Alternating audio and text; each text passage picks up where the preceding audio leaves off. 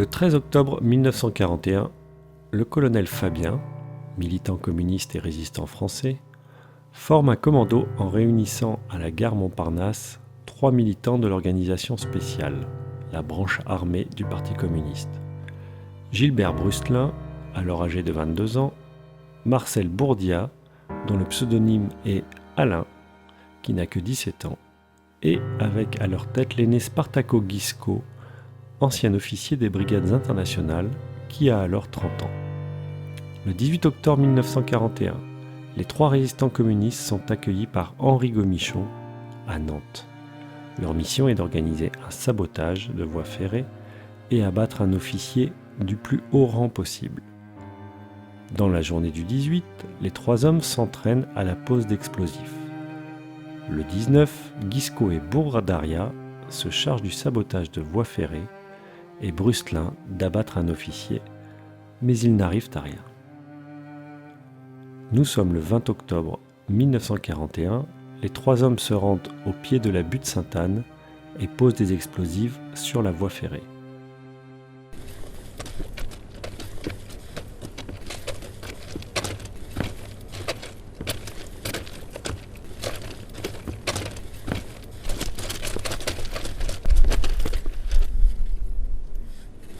Dépêche-toi, Alain, dépêche-toi, dépêche-toi.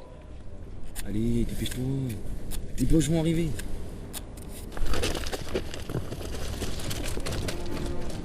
La charge explose un peu plus tard, mais sans faire dérailler le convoi. Les hommes partent alors à la recherche d'une cible dans le centre-ville. Là, ils se trouvent en présence de 2 officiers.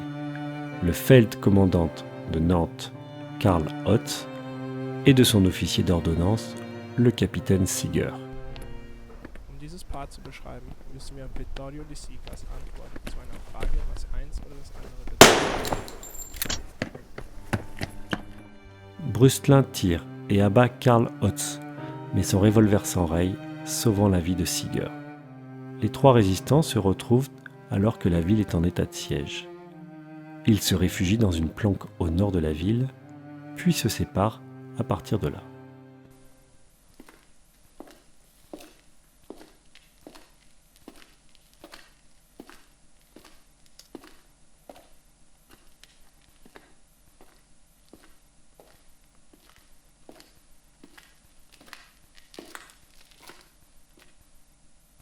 Alain, camarade, où étais-tu? Désolé mes amis, mais depuis l'attentat, il y a des Boches partout. C'est pas grave, c'est normal. Oui. La Lorrainais? Oui, colonel. Oui, je vous le passe. Allô? Oui, mon colonel. Oui, mission achevée, l'aigle est tombé. Non, mon colonel. Pour le 2e, ça s'est enrayé. Très bien, mon colonel. Merci. Je vous le redonne. Oui. Et toi, sinon, ça va? Oui, colonel. Qu'est-ce qu'on va faire maintenant? Bah, je sais pas, on attend les Oui, ordres. ça sera fait. C'est le colonel. Merci, colonel. Pour la liberté. Ils sont à notre recherche. La ville est fermée. Plus personne ne peut entrer ou sortir. Le colonel dit qu'on doit se séparer. On n'aurait pas dû le faire. Ils vont nous attraper et on va se faire fusiller. Non, ne t'en fais pas.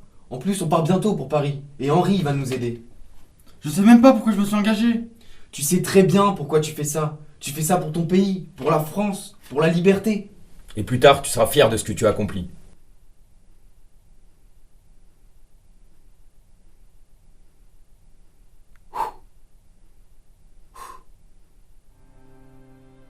Dès le lendemain, le responsable des troupes d'occupation en France, Otto von Stülpnagel, publie un avis qui prévoit l'exécution par représailles de 50 otages.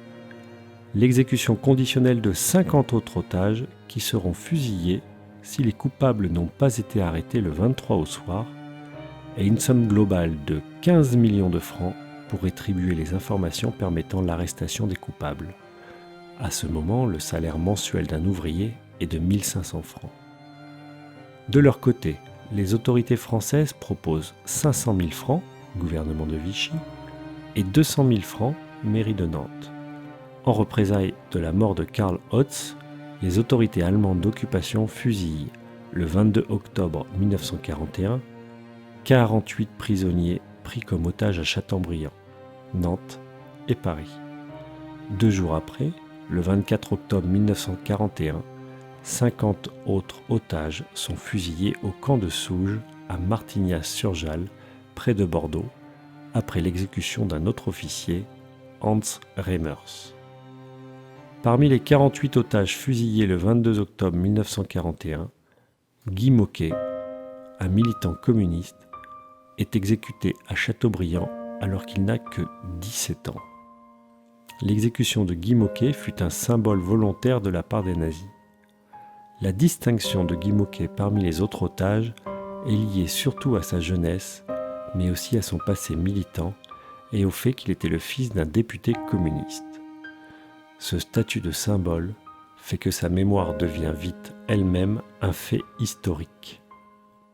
Le 22 octobre 1941, le jour de son exécution, il écrit à sa famille : « Ma petite maman chérie, mon tout petit frère adoré, mon petit papa aimé, je vais mourir. Ce que je vous demande, en toi en particulier, petite maman, c'est d'être très courageuse. Je le suis, et je veux l'être autant que ceux qui sont passés avant moi. Certes, j'aurais voulu vivre, mais ce que je souhaite de tout mon cœur, c'est que ma mort serve à quelque chose. Je n'ai pas eu le temps d'embrasser Jean. J'ai embrassé mes 2 frères, Roger et René.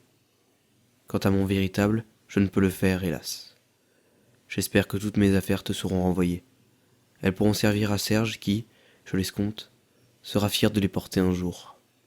À toi, petit papa, je t'ai fait, ainsi qu'à ma petite maman, bien des peines. Je te salue pour la dernière fois. Sache que j'ai fait de mon mieux pour suivre la voie que tu m'as tracée. Un dernier adieu à tous mes amis, à mon frère que j'aime beaucoup, qui étudie bien pour être plus tard un homme. 17 ans et demi, ma vie a été courte. Je n'ai aucun regret, si ce n'est de vous quitter tous. Je vais mourir avec Tintin, Michel. Maman, ce que je te demande, ce que je veux que tu me promettes, c'est d'être courageuse et de surmonter ta peine. Je ne peux pas en mettre davantage. Je vous quitte tous, toutes, toi, maman, c'est Serge, papa, en vous embrassant de tout mon cœur d'enfant. Courage. Votre Guy, qui vous aime. Guy.